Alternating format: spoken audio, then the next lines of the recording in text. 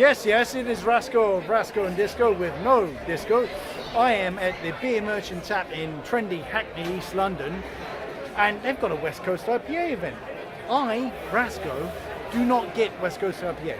It does not do anything for me. I don't hate it. I don't hate any beer.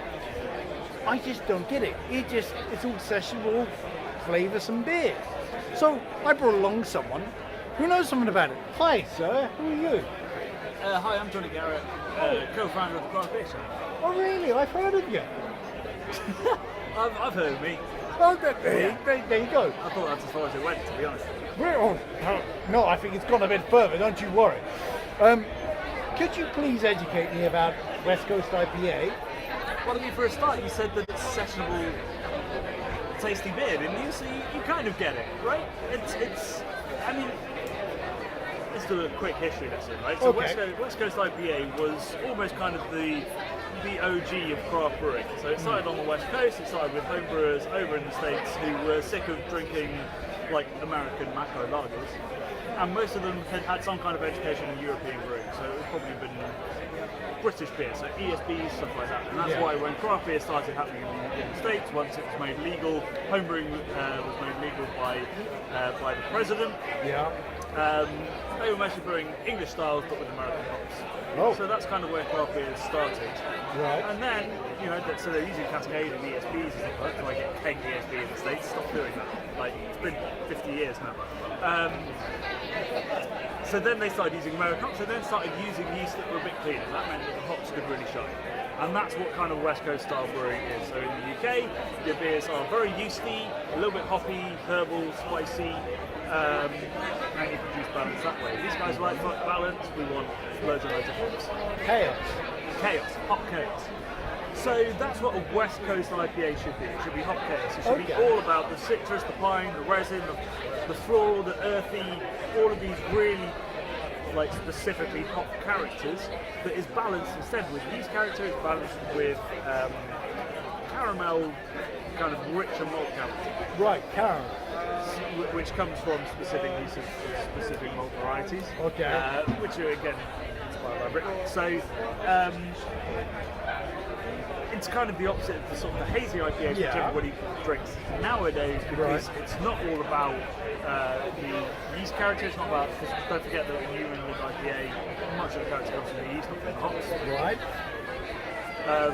All of it is hop derived, so you get that real floral flower character, hop for a flower. So that's why I think a lot of people find the West Coast IPA a bit challenging, because A, it's got all of the bitterness that hops contain, unlike New England IPAs, and B, it's got all of the character of the full hop. So all of those, in New England IPA you try to just get the juicy character. In the West Coast IPA you try to get some character of what it would be like to chew on a week. So, what's interesting about New England IPA is that it's welcomed so many people to the craft beer industry, and that is amazing, and I love New England IPA. But what's interesting is that it's done that by not actually representing hops as they kind of are on the way. Whereas West Coast IPA has been really challenging because it tripled the amount of bitterness in brewing. It said here, this flower, which is a bit challenging as well.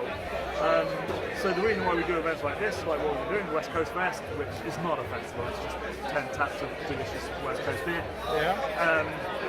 Is to try and say New England IPA is fucking amazing, we fucking love it, but let's talk about hops in their natural habitat. Fair enough, because what I had, my idea of beer, and maybe I like complexity of beer. I like a beginning, middle, and end. And if I'm honest, I don't get that from West Coast. Apart from this one is Mosaic, Neptune.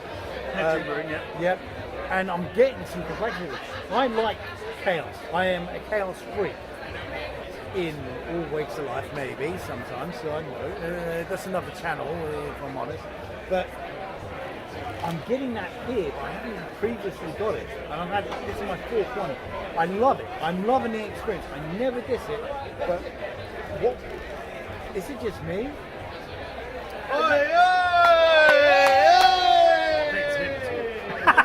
It's definitely not just you. Like, I think that, like I've said, the West Coast IPA is challenging because of the flavours that it has. Yeah. And I think that means that actually people find it quite challenging to get into. You know? So it is a bit like when you have your first pint of lager as a 15-year-old. Yes. You're like, what the fuck is this? I really don't get it.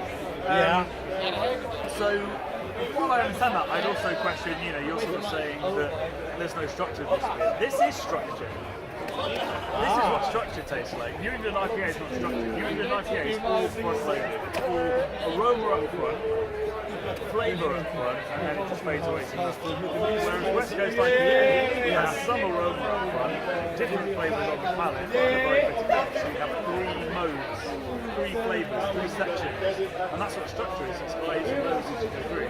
New England IPA, God love it, is a roll. It's like Oblivion at Alton Towers. It's all about that first drop, and then there's then you just momentum the rest of the way. West Coast IPA is like wow, and that's what I think structure is.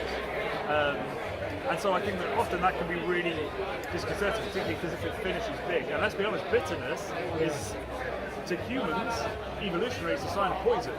So bitterness is always going to be something that's challenging to swallow. That's why they make beach blitters. Bleach bitter, so that you don't fucking drink bleach. Yeah. And that's what we're getting here. We're getting massive amounts of bitters. Well, in this one actually, it's fairly restrained, and that's the only criticism I've had of the beers that are on tonight. It's like a lot of them lack the bitter that makes it a style. Yeah.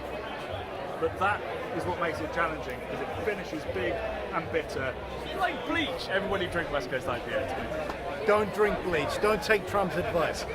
You said it's going to be 5 minutes. We're at 6:41 now. Yeah, well, I'm not you cool. get me talking. Yeah, well, you kept going. I know you do this for a living, but hey, right. So I'm going to call this 6 minutes 50 odd with Jonny Garrett. Thank you, Johnny. Thank you. All the best. Ay con Dios.